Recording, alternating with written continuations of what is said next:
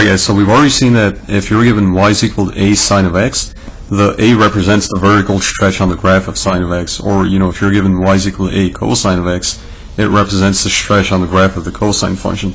But let's just say that, if we're not looking at that number, if there's something else that's given in front of the x directly, how does that actually affect the overall function? So let's say if you're looking at this number, y is equal to sine of bx,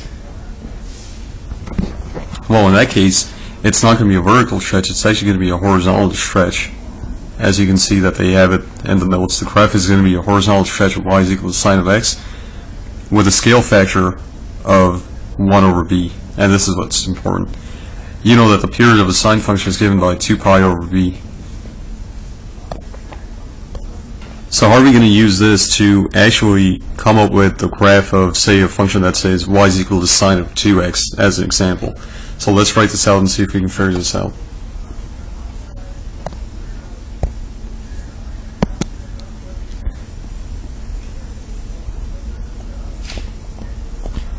So as an example, we're going to say that this is the problem that they gave you, y is equal to sine of 2x. Now you can see that if this graph was y is equal to sine of x, this is what the graph would look like.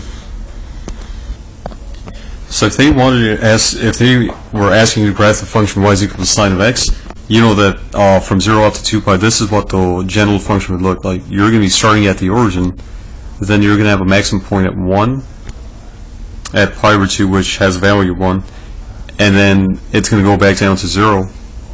Then at 3 pi over 2, it's going to go to negative 1, and then at 2 pi, it's going to be at 0. Now at this point, you just have to connect the dots to see what y is equal to sine of x looks like, and this is what the function looks like.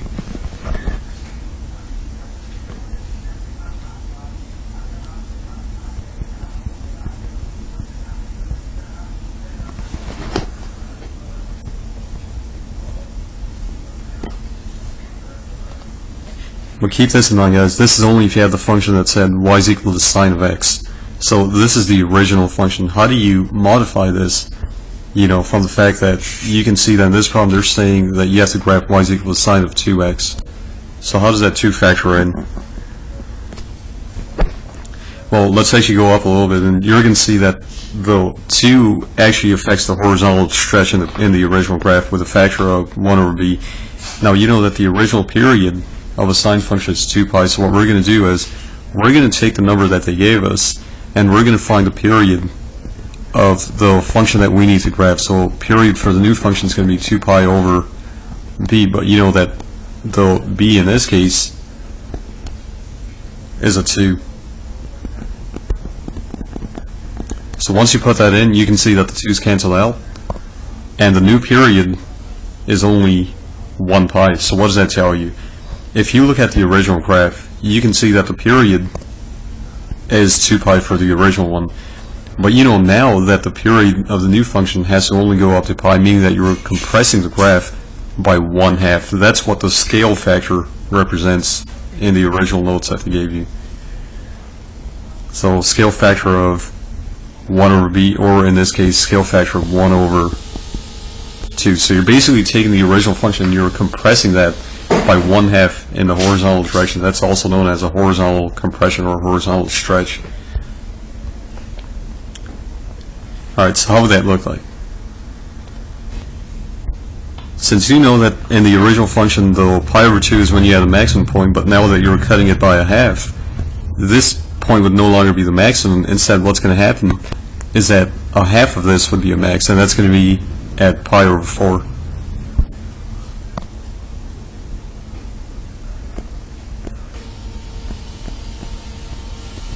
Okay, we're going to cut each one of these things in half, and this would give you 3 pi over 4.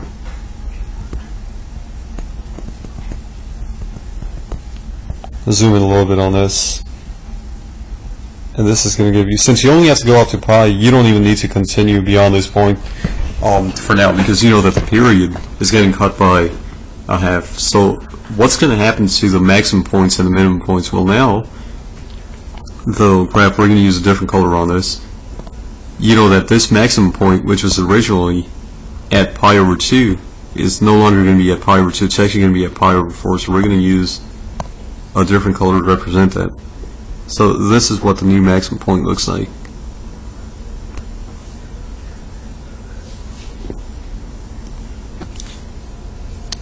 Alright guys, the next point that we were looking at, or you have to be looking at, is the 0 point that's right at the pi. Now again, this point would no longer be at, let's just highlight that one. This point's not going to be at pi anymore because you're cutting the graph by a scale factor of 1/2, so this new point would be located at pi over 2. So now, the point that was originally at pi gets moved over on this side. Okay, what's going to happen to the next point? Alright guys, the next point that you have on this is 3 pi over 2. Again, if you take that one and cut that in half, it's going to be moved over to 3 pi over 4. So that's this point over on this side. Again, since it was minimum, we're just going to erase this so we can see this clearly. So this is the point that's at 3 pi over 4. And of course the final point, which was originally at 2 pi, would be cut in half, and it's going to get moved over to just 1 pi. Now you can see that you have the function. The only thing that you have to do at this point is to connect the dots. And it's actually really easy. You have all the 5 points there. So we're going to do this.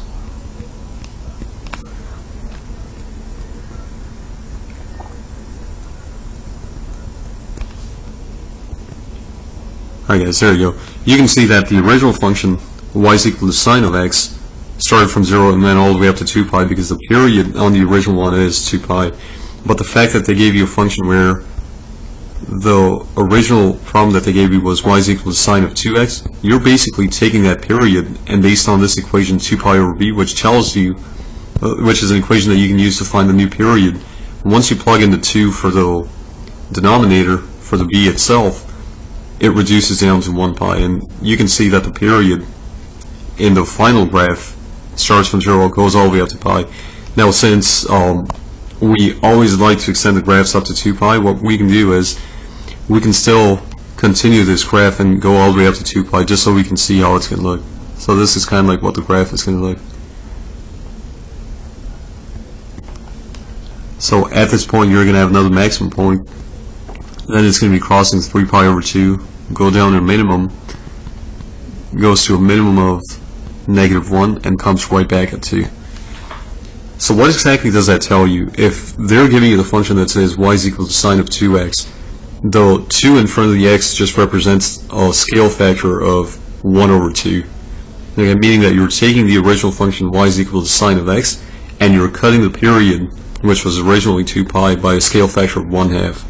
And the period 2 pi would be cut down by 1/2, so that means that the period of this function has to be 1 pi.